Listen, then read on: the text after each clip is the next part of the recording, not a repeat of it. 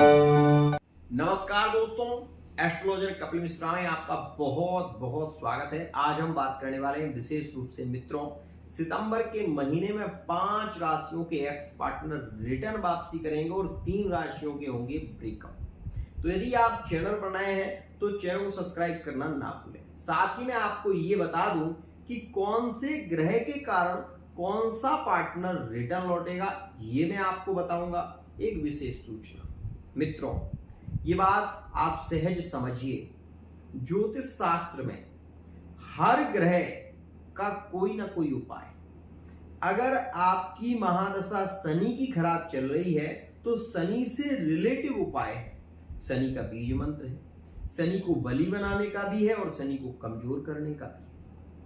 आप ये हमेशा ध्यान रखें कि ज्योतिष शास्त्र में कैसा भी ग्रह क्यों ना खराब चल रहा हो, लेकिन उसके प्रभाव को, अशुभ प्रभाव को शुभ प्रभाव में बदलने की 100% कह रहा हूं, ध्यान समझिएगा, उसको शुभ बनाने की हमारे ज्योतिष शास्त्र में नियम है और उनके मंत्र दिए हुए हैं। तो आज मैं आपको ये जरूर कहना चाहता हूं और गारंटी से कह रहा हूं, इस बात का हमेशा ध्यान देना।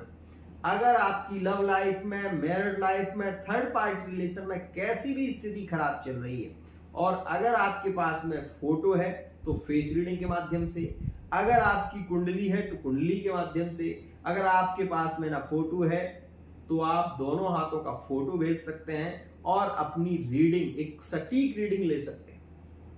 भटकने से अच्छा है कि आप एक सटीक रीडिंग लें। यहां पर हम बात कर रहे हैं ग्रह गोचर सिद्धांत।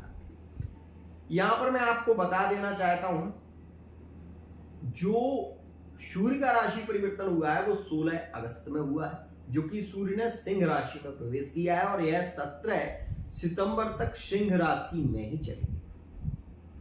ये बात ध्यान रखना, जिन भी सिंह राशि के रिश्ते बिगड़े हुए हैं उनके विषय में मैं अभी बता रहा हूं। जो कर्क राशि वाले जातक हैं, कर्क राशि में बुध चल रहा है वक्री होकर, फिर से सिंह से फिर कर्क में पहुंच जाएगा, ये भी ध्यान रखिएगा। यहां पर मैं आपको बता दूं 18 सितंबर 2024 तक शुक्र नीच के रहेंगे, क्योंकि 24 अगस्त से नीच के शुक्र हो गए। जो नीच का शुक्र होगा वो आपके रिलेशन में विकार भी पैदा करेगा और प्रेम भी पैदा करेगा। अब ये आपको निश्चित करना है कि आप किस तरीके से विशेष रूप से पार्टनर को प्रभावित कर सकते हैं। अब मेरे वीडियो को ध्यान से सुनना, क्योंकि यहां पर मैं आपको केवल और केवल समझाने वाला हूं। अगर आपके पास में कोई पंचांग है तो पंचांग लेकर आप देख सकते हैं। सबसे पहले आप ये देखें कि सिंह राशि में सूर्य वर्तमान में चल रहे हैं और सिंह राशि जो है वो सूर्य की ही राशि है। सोच कर देखिए, सपोज ये मैरिड लाइफ के लिए बहुत अच्छा सूर्य है, मतलब मैरिड लाइफ में प्रेम को बढ़ाने वाला है, ये 100% बात को लिख लेना। थर्ड पार्टी रिलेशन को ये खत्म करने वाला है, मतलब थर्ड पार्टी रिलेशन में जो सिंह राशि वाला जातक पूर्व से जुड़ा हुआ था, ध्यान रखना इस बात का, वो रिलेशन यहां पर अभी रिटर्न नहीं लौटेगा, ये बात ध्यान। तो ये सिंह राशि के लिए बहुत अच्छा है। लिविंग रिलेशनशिप में लव मैरिज का योग बनेगा और यह सिंह राशि के लिए काफी अच्छा रहने वाला है। प्रॉपर्टी डीलिंग के लिए, व्यापार, बिजनेस के लिए और कार्य क्षेत्र में सफलता के लिए 17 सितंबर तक का योग सिंह राशि वाले जातकों के लिए 100% लाभकारी। ये भाई सिंह राशि के लिए बहुत अच्छा समय, गोल्डन चांस। इसी समय में सिंह राशि वाले जातक यात्राएं कर सकते हैं। इस समय में सिंह राशि वाले जातकों को परिवार का सपोर्ट भी मिलेगा और यह समय भूमि, भवन और वाहन के लिए अत्यंत श्रेष्ठ रहने वाला है, ये बात ध्यान रखना। अब यहां पर हम बात करें यदि शुक्र की, तो शुक्र के कारण सिंह राशि वाले जातकों में क्या बढ़ सकता है, ध्यान से सुनिएगा। सिंह राशि वाले जातकों का यहां पर जो सिंह राशि से अटैचमेंट है इसमें पीड़ा बढ़ेगी, मतलब सिंह का सिंह में जो लगाव है इसमें थोड़ी सी एक दूसरे के प्रति जो प्रेम है वो पीड़ा देगा, दुख देगा। ये बात ध्यान रखिएगा। यहां पर मैं आपको ये भी बता दूं कि सिंह राशि वाले जो जातक हैं, जिनके रिलेशन मेष राशि में रहे हैं, जिनके रिलेशन कुंभ राशि में रहे हैं, जिनके रिलेशन विशेष रूप से धनु राशि में रहे हैं और वर्तमान में नो कांटेक्ट सिचुएशन में है, तो 17 सितंबर 2024 ध्यान समझिएगा, इस समय में पार्टनर के रिटर्न लौट कर आने के योग ज्यादा प्रभावी होंगे। ये बात ध्यान रखना। अब आपके मन में ऐसा आएगा कि ऐसा उस समय क्यों? हस्त नक्षत्र में शुक्र का प्रवेश हो जाएगा। कब? 1 सितंबर 2024 में। मैं नहीं कह रहा, पंचांग देखो, क्योंकि आप ये सोचोगे कि मैं झूठ बोल रहा हूं। मैं झूठ नहीं, सत्य बोल रहा हूं। तो 1 सितंबर में चंद्रमा हस्त नक्षत्र में प्रवेश करेगा, और जब हस्त में चंद्रमा प्रवेश करेगा तो रोहिणी, हस्त, श्रवण और चंद्र, ये 3 नक्षत्र चंद्रमा के ही हैं, और चंद्रमा विशेष रूप से बली होगा, तो यहां पर सूर्य की स्थितियां और भी ज्यादा पॉजिटिव हो जाएंगी। दूसरी और विशेष खास बात, दूसरी राशि इसमें प्रभावी होगी, और वो राशि कन्या ही है जिसमें शुक्र नीच का है। तो क्या इस समय में कन्या राशि वाले जातकों के रिलेशन अच्छे हो सकते हैं? बिल्कुल, इसमें कहीं कोई संशय नहीं है। कन्या में शुक्र मंगल के समान केतु के साथ में बैठा हुआ है। इस समय में प्रेम की जो पिपासुता है वो ज्यादा बढ़ेगी। कन्या राशि वाला जातक प्रेमी ज्यादा होगा। कन्या राशि वाला जातक ज्यादा प्रेमगत स्थितियों में जाएगा। नए रिलेशन के योग बनेंगे, और यह समय कन्या राशि के पार्टनर के रिटर्न लौट के आने के भी हैं, जो कि नो कांटेक्ट सिचुएशन में चल रहा है। कोई विवाद चल रहा है, कोई तलाक का केस चल रहा है, किसी प्रकार से स्थितियां बिगड़ गई हैं, तो ये बात भी ध्यान रखिएगा, इस समय में रिलेशन के सुधरने की संभावना ज्यादा है। ये बात ध्यान देना। कन्या राशि का लगाव, यदि कन्या राशि वाले जातक का लगाव तुला राशि में है, मकर राशि में है, कुंभ राशि में है, तो यह समय ज्यादा सपोर्ट करेगा और प्रेम भी इस समय में ज्यादा बढ़ेगा। अब हम बात करें तीसरी राशि के विषय में। मित्रों, तीसरी राशि यहां पर ज्यादा प्रभावी होगी, और वो राशि विशेष प्रभावी होने वाली है, जिसका नाम मेष राशि है।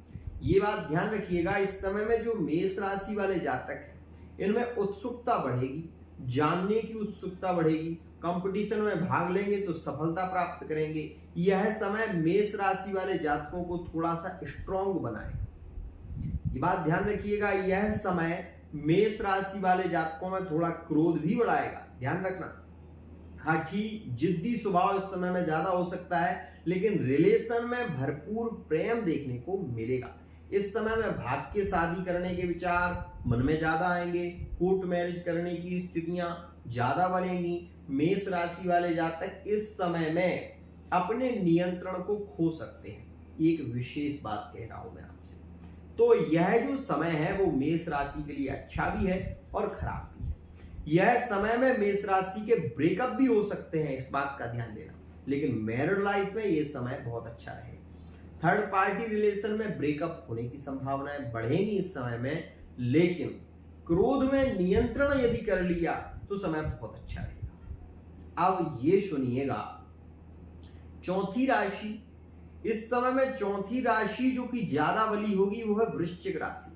वृश्चिक राशि वाले जातकों को इस समय में संबंधों में प्रेम मिलने की संभावना ज्यादा है, और ज्यादातर थर्ड पार्टी रिलेशन में पुनर्विवाह के योग बनेंगे। तो ये एक अच्छी स्थिति है वृश्चिक के लिए। दूसरा, इसी रिलेशन में बहस भी होगी जो थर्ड पार्टी का है।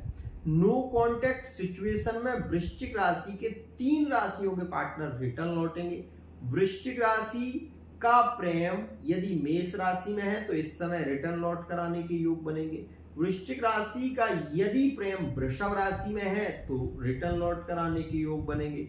वृश्चिक राशि का यदि प्रेम यहां पर अगर कर्क राशि में है तो पार्टनर के रिटर्न लौट कर आने के योग बनेंगे। यह हुई 4 राशि। अब हम 5वीं राशि की यहां पर बात करें तो मित्रों 5वीं राशि है तुला।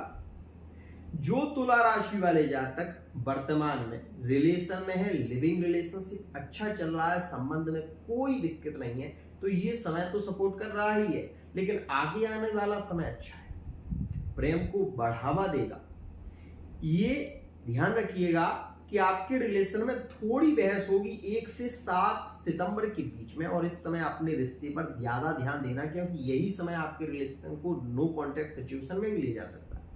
ये बात ध्यान रखना तुला राशि वाले जातक। मैरिड लाइफ में ये समय थोड़ा सा हम ये कहेंगे कि अच्छा नहीं है, लेकिन थर्ड पार्टी रिलेशन के लिए यही समय ठीक है। आपको ये भी बता दूं कि तुला राशि वाले जातकों का आकर्षण बढ़ना सहज होगा। इस समय में ऐसा होगा क्यों, ध्यान से समझिएगा। शुक्र नीच का है, नीच का शुक्र आपको कहीं ना कहीं लज्जित कर सकता है, तो 1 से 7 के बीच में लज्जित कर सकता है, क्योंकि इस समय में उसका प्रभाव ज्यादा होगा। तो तुला राशि वाले जात को सामाजिक स्थिति में लज्जित होना पड़ सकता है, या अपनी पत्नी से, या अपने परिवार से, या पत्नी का मायके की ओर रुख बढ़ जाए, ऐसी स्थितियां भी इस समय में देखने को मिल सकती हैं। तो ये बात का विशेष ध्यान रखिएगा। ये हो गई हमारी 5 विशेष राशियां। अब मैं आपको बता दूं 3 राशियों का यहाँ पर ऐसा योग क्यों बन रहा है जो ब्रेकअप हो सकते हैं।